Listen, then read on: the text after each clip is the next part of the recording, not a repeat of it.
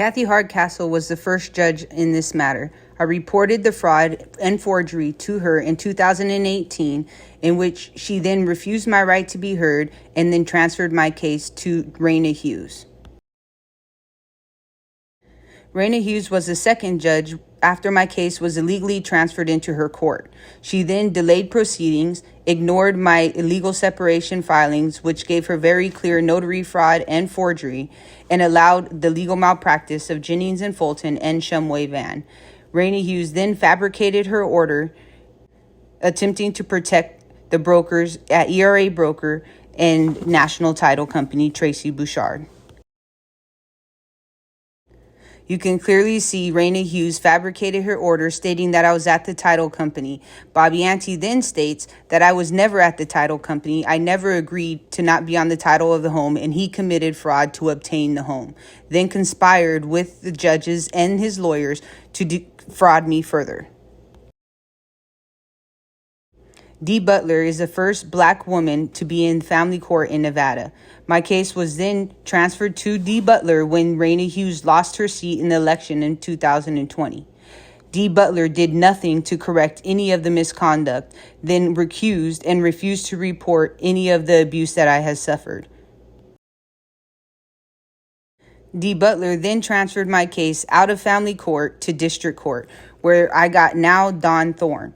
Dawn Thorne immediately tried to conceal the misconduct of Kathy Hardcastle and Rena Hughes, and then tried to put in judgments based on no evidence. I then filed an appeal, and I also filed 2 lawsuits against her for civil rights.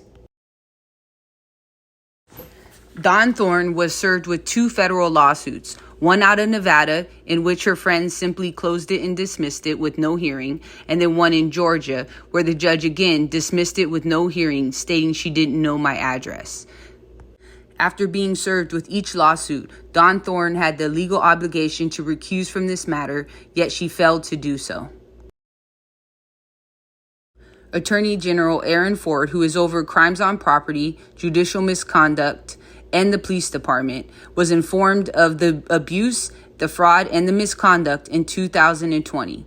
He then stated for me to go back to the mortgage company and ask them to administer justice. When they failed to do that, Aaron Ford then blocked me and refused to do anything that he took the oath to uphold the U.S. Constitution, but instead has allowed attacks on a victim to continue for 5 years.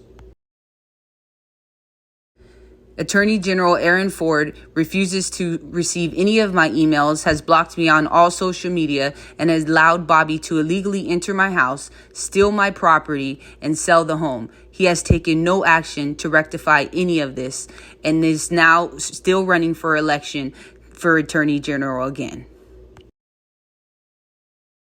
This is a letter of agreement that I emailed to Bobby on the day of the closing. He then signed this electronically as well as I signed it, where he agreed that $75,000 would be returned to me and that if he took this to court, he would be responsible for the legal fees. Yet the judges have fabricated all of their orders and have awarded him even more legal fees for committing fraud against me. Nevada law states an expert proves forgery. I provided a court-certified, board-certified expert in May of 2020, far beyond the time they sold my house in 2022, yet not one judge acknowledged the expert opinion and continued to conceal the fraud that was reported to them. Kurt Baggett is still a court-certified and board-certified handwriting expert. They refused to take this evidence into consideration and have awarded Bobby thousands of dollars for committing fraud against me. I also provided the court with very clear evidence of Nikki Secaucus Bott acting as the escrow agent and the notary and forging my name. She did not produce a journal, and she should not have acted as a notary, nor should her neighbor have acted as a second notary. Yet no one has been arrested or held accountable for this very clear fraud. Nikki Secaucus Bott has a history of committing fraud in which she is then sued, and the judges in Nevada continue to protect her and her broker, Tracy Bouchard. Had the judge administered justice in 2017 when Nikki Secaucus Bott committed fraud prior to my case, I would have never been defrauded by Nikki Secaucus Bott. Yet they continue to protect her and state that I have no evidence and that no one did anything to me. After 2 years of waiting for Nevada Supreme Court to correct Rena Hughes' ruling, they refused to do so and allowed Bobby to illegally enter my home and steal my property and list the house for sale. You can see here that Dawn Thorne admits that there was no jury at my trial. In the U.S. Constitution, we are all entitled to a jury trial.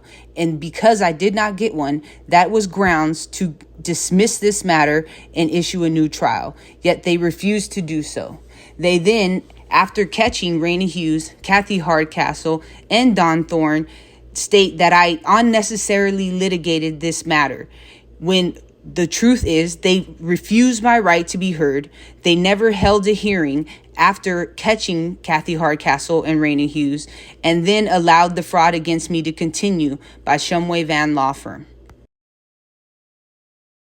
Here you can see that they admit that there was a letter of agreement and that the $75,000 should have been returned to me first.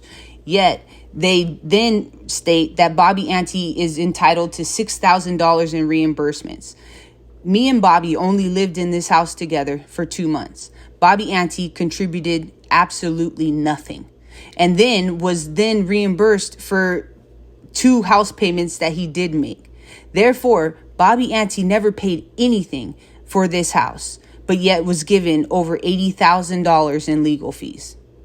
The court then also awarded him $650 in moving costs for illegally entering my home, stealing my property, and illegally selling the house. He was then awarded an additional $650. He then threw my things in a storage where it was then later stolen by unauthorized people who was let into the storage unit by Garrett Chase at Shumway Van. They then state that I refused to pay the past due balance on the home, and that's why they sold the house. Yet, when I filed these pendens, I was not entitled to make any payments on the home. The mortgage company and the title company who committed the fraud and illegally qualified Bobby Antee for the house should have paid the past due balance, and then the house should have been quiet titled to me. Yet, there was no hearings, no due process, and there's not one video of any evidence that they write in these orders.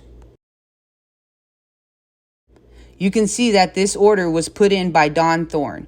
After being served multiple times with federal lawsuits, she failed to recuse and then continued to put in fabricated orders based on no evidence and ignoring all the evidence I had given to her, all the abuse I have suffered, and the fraud committed against me.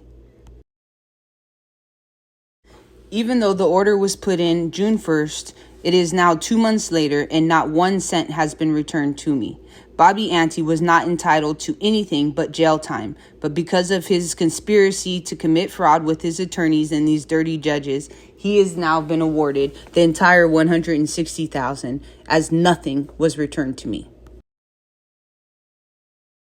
You can see from the last page of this fabricated order that Garrett Chase and Shumway Van did not even serve me with this order. They do this to ensure that I cannot file an appeal in a timely manner, and then I go to records, request the orders, and they take another 3 to 4 weeks to send me the orders.